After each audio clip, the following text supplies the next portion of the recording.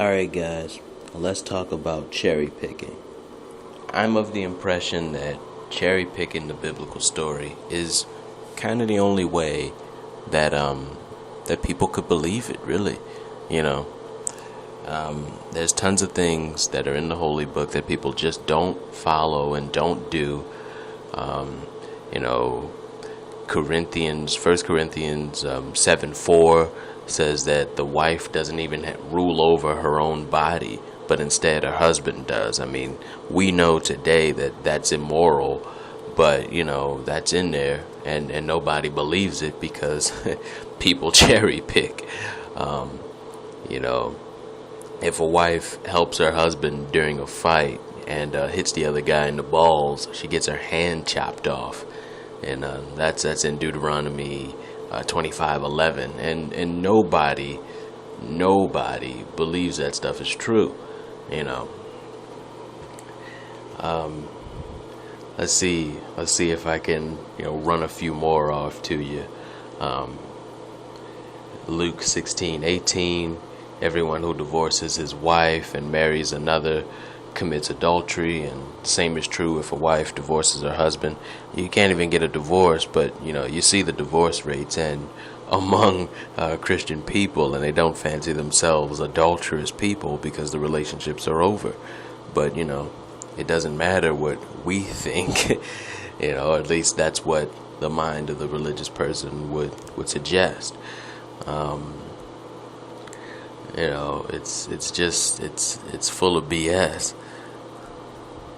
Let's check this out. They say that God is loving, God is love, and all of this kind of stuff. But check this out.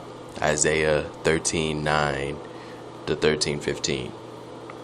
Behold, the day of the Lord comes, cruel with wrath and fierce anger. Whoever is found will be thrust through. Whoever is caught will fall by the sword. Their infants will be dashed in pieces before their eyes.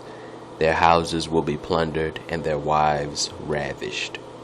So yeah, peace, love, murder, infanticide, and rape. Ain't that sweet? Ain't that sweet?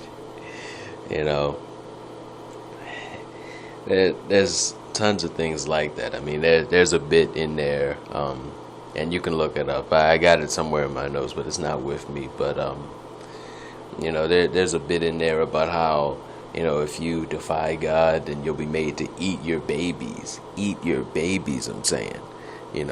Straight up cannibalism. So I don't know.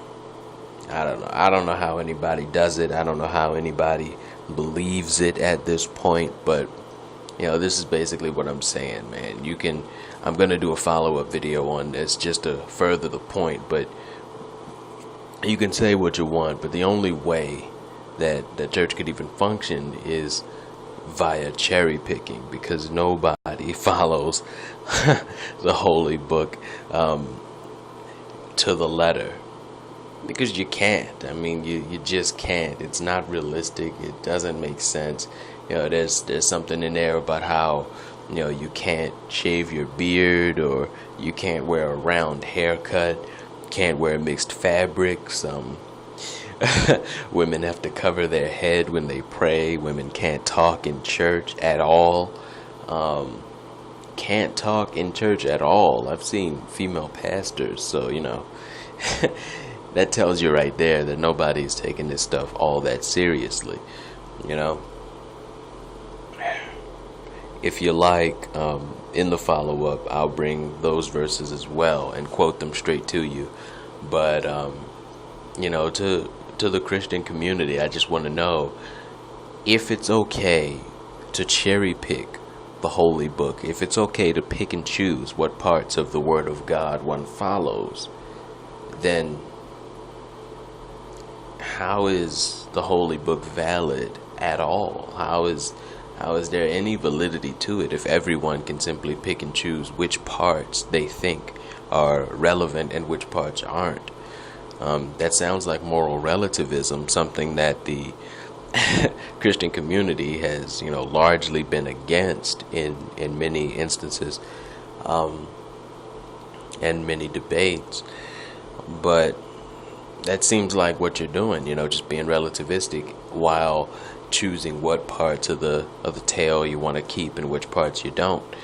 And that doesn't make a terrible lot of sense if God never changes his mind and is always right, and if his word is to be followed literally, then you're not doing it. Feel free to comment, subscribe, send a video reply, whatever you want to do. But in the meantime, until next time, think with the brain and not with the book. Peace.